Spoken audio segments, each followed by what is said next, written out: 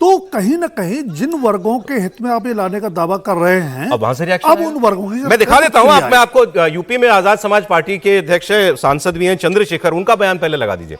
चंद्रशेखर तो खुल के कह रहे हैं, अपनी रैली आगरा में रैली की थी, उन्होंने कहा कि किसी को प्रॉब्लम नहीं है इन नए नियमों से। अब वो सीधा ब्राह्मण या उच्च जाति का नाम नहीं लेते, तो उन्होंने कहा प्रॉब्लम केवल द्रोणाचार्य को है। द्रोणाचार्य को आज भी एकलव्य का अंगूठा चाहिए। द्रोणाचार्य ब्राह्मण थे, एकलव्य आदिवासी थे, आदिवासी का इस्तीफा अंगूठा मांग लिया था। सब कहानी महाभारत की सब जानते हैं। तो वो इशारों में बात कर रहे हैं कि आज भी केवल द्रोणाचार्य को रिप्रेजेंट करने वाली जातियों को प्रॉब्लम है। और उन्होंने कहा कि अगर उनके दबाव में ये नियम वापस लेती है सरकार, तो फिर 85% बहुजन आबादी है वो सारी सड़कों पर आ जाएगी।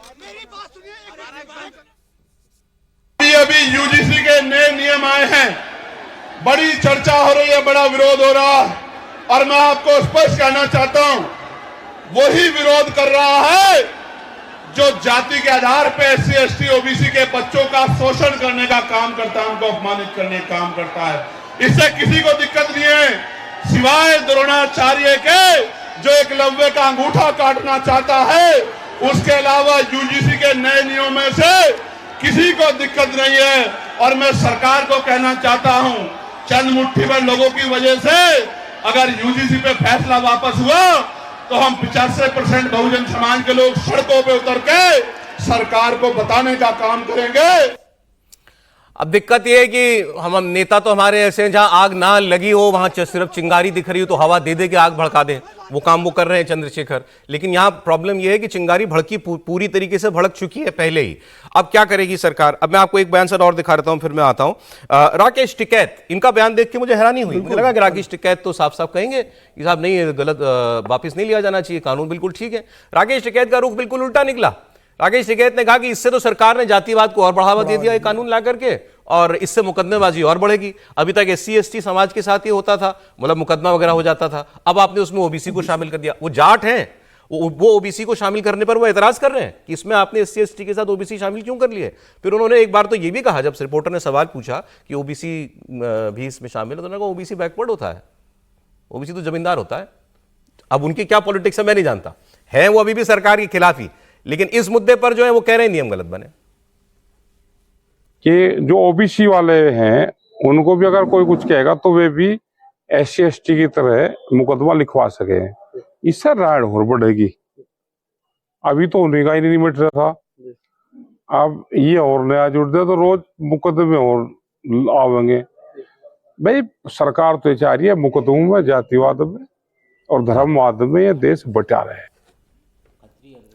वो कह रहे हैं राड़ और बढ़ेगी। पश्चिम उत्तर प्रदेश की ठेठ बोली बोल रहे हैं, मतलब झगड़ा और बढ़ेगा इससे। शुक्ला जी, नहीं देखिए, जो राकेश टिकैत कह रहे हैं ना, राकेश टिकैत के कहने का आशय ये है कि जाट भी सामान्य वर्ग में आता है। यदि आप तमाम जातियों को जोड़ेंगे तो भारत में करीब 35% सामान्य वर्ग का वोट है।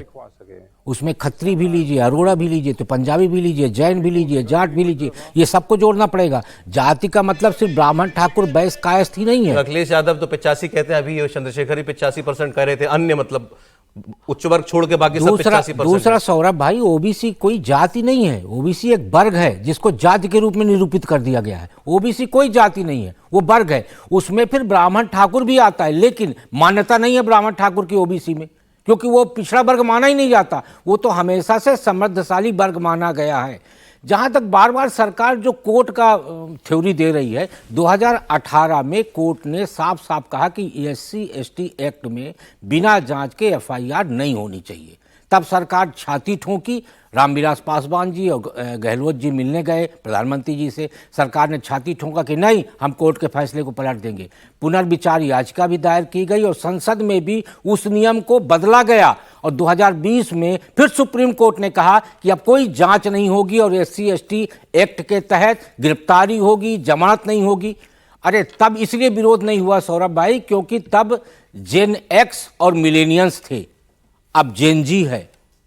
क्योंकि जेन एक्स और मिलेनियंस अपनी आपाधापी में फंसा है, नौकरी कर रहा, घरेलू जिम्मेदारी है उसके ऊपर। लेकिन जेन जी जिसने सरकार में चेहरे तैयार किए, आज वही सरकार के चेहरों पर कालिक पोतने पे उतारू है। इसलिए पूरे देश में सिर्फ ये ब्राह्मण का आंदोलन नहीं है, ये सवर्ण का आंदोलन है, और सवर्ण देश में 35% है जिसको बताया नहीं जा रहा। अब सर वो आबादी तो क्या ही माने, अब क्या कोई ऐसा आंकड़ा सब अलग अलग बताते हैं, नेता भी अलग अलग बताते हैं। मैं तो कह रहा हूं सबसे प्रॉब्लमेटिक बात क्या है, जैसे ही आपने इसके अंदर ओबीसी जोड़ दिया, मैं आपके फिगर पे नहीं जाता, मैं कहता हूं चलिए 20% आप उच्च आबादी मान लीजिए, उच्च वर्ग की आबादी, फॉर डिस्कशन से कह रहा हूं, आप मान लीजिए 20% है देश के अंदर या किसी एक जगह पर। अब तो क्या होगा, अब ओबीसी जोड़ते ही आपने इसको 80-20 कर दिया कि 80% वाले के पास ये इख्तियार है, जो 80% आबादी है, कि मेरे खिलाफ कोई बात होगी तो ये 20% वाले ही करेंगे। बिल्कुल।